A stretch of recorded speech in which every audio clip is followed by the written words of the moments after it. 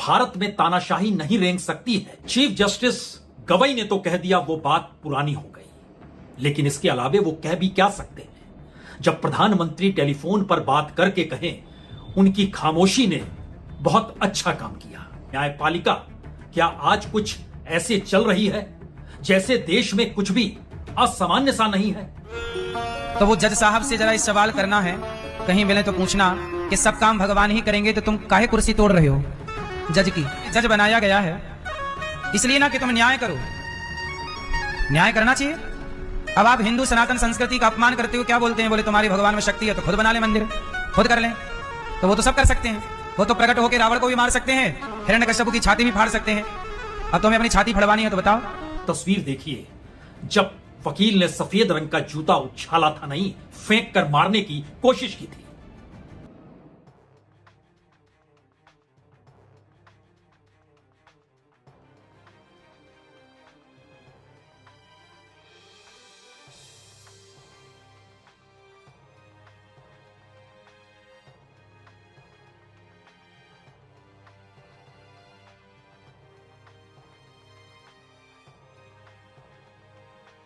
इसलिए सबसे बड़ी बात यह है कि अब सनातन के पक्ष में ये बड़े बड़े जज होके भी देखिए सनातन के विपरीत बात कर रहे हैं। सनातन भारत में रह करके किसी मुसलमान के खिलाफ क्या कोई भी जज ऐसी बयानबाजी बोल सकता था?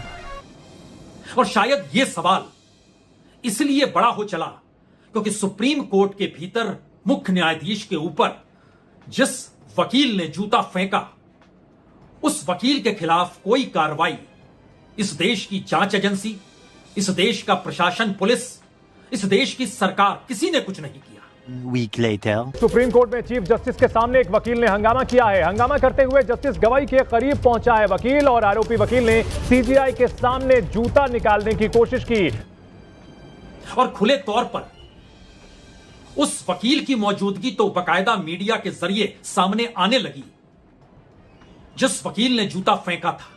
जस्टिस के कोर्ट में एक पीआईएल किसी व्यक्ति ने दाखिल की, तो गवई साहब ने उसका जो है पूरी तरह से पहले तो मजाक उड़ाया।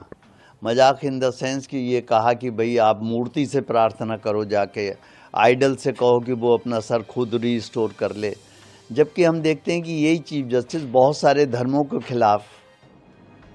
लेकिन इस पूरी जूता प्रकरण कांड के बाद जिस तर्ज पर वही सत्ता, वही पॉलिटिशियन, वही समाज, वही मीडिया, वही कानून, सब कुछ उसी बात को तरजीह दे रहे हैं जिससे इस देश के जरिए राजनीतिक धारा का जूता जब जब उछाला गया और जिस तरीके से उछाला गया, सुप्रीम कोर्ट की चौखट पर पहुंचकर हर फैसला इस दौर में भोथरा दिखाई देने लग गया। लेकिन इन सब के बीच जिस संविधान और लोकतंत्र की वजह से न्यायपालिका का अस्तित्व है, उस पर रोज रोज हमले हो रहे हैं, और यह हमला होते होते यहां तक पहुंच गया, यह पूरे देश को दिखाई दे रहा है। तो क्या इस देश की अदालतों को दिखाई नहीं दे रहा? सुप्रीम कोर्ट ने नहीं देखा? और सवाल चीफ जस्टिस ऑफ इंडिया यानी BR गवई का अगर है तो वो क्या करते? कानून का पालन करने के लिए इस देश की एजेंसियां हैं, इस देश की सरकार है जो संविधान की शपथ लेती है, और बाकायदा संविधान को माथे पर प्रधानमंत्री मोदी ने ही तो लगाया था। तो क्या वाकई लोकतंत्र और न्यायपालिका के अस्तित्व पर इस दौर में सबसे बड़ा संकट है, क्योंकि हमले होते होते बात यहां तक पहुंच गई? यह दरअसल मसला एक व्यक्ति के जाति, किस जाति का है इसके होने का नहीं है। यह इस देश के भीतर लोकतंत्र की लौ को बुझते हुए हर क्षण देखने का भी है। हर किसी को पता है कि सुप्रीम कोर्ट की चौखट पर इस देश के कितने महत्वपूर्ण मामले बीते एक दशक में गए हैं जो इस देश के लोगों से जुड़े रहे हैं। बावजूद इसके कोई हरकत इस तौर पर हुई ही नहीं जहां पर यह महसूस हो कि वाकई सरकार द्वारा लिए गए निर्णय, सरकार द्वारा गवर्नेंस के तौर तरीके, सरकार के जरिए इस देश के टैक्स पेयर की पूंजी, इस देश के भीतर आम लोगों की जरूरतें, सब कुछ को मिलाकर एक झटके में राजनीतिक जीत हार में तब्दील करने की कोशिश बाकायदा की गई। और लोकतंत्र के साथ खड़े होने का मतलब है संवैधानिक महत्व के मुद्दों को, नागरिक स्वतंत्रता के सवालों को प्राथमिकता के आधार पर न सिर्फ सुना जाए बल्कि स्पष्ट और साफ शब्दों में ऐसे फैसले निकल कर आए जो बताएं कि यह देश संविधान के हिसाब से चलता है। चीफ जस्टिस गवई ने तो कह दिया वो बात पुरानी हो गई, लेकिन इसके अलावे वो कह भी क्या सकते हैं? जब प्रधानमंत्री टेलीफोन पर बात करके कहें, उनकी खामोशी ने बहुत अच्छा काम किया।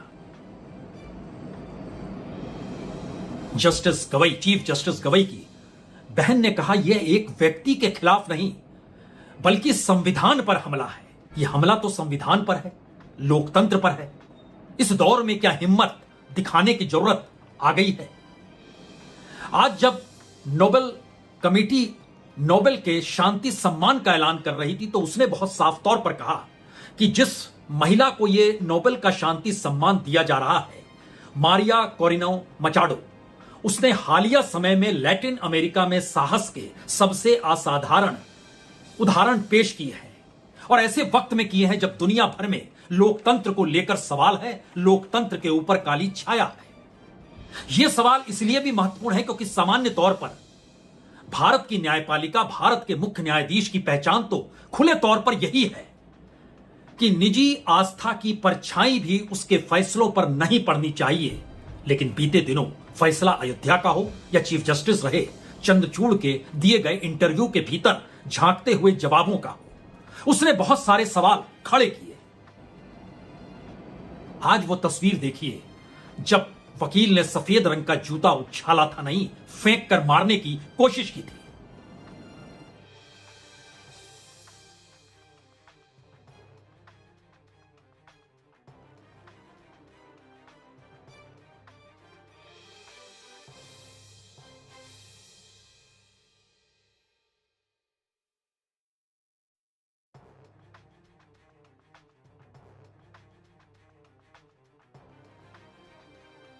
तस्वीर है जो सीधे तौर पर भारत के संविधान, भारत की न्यायपालिका, भारत के लोकतंत्र पर हमला करती है। न्याय का मंदिर सुप्रीम कोर्ट कैसे हो सकता है?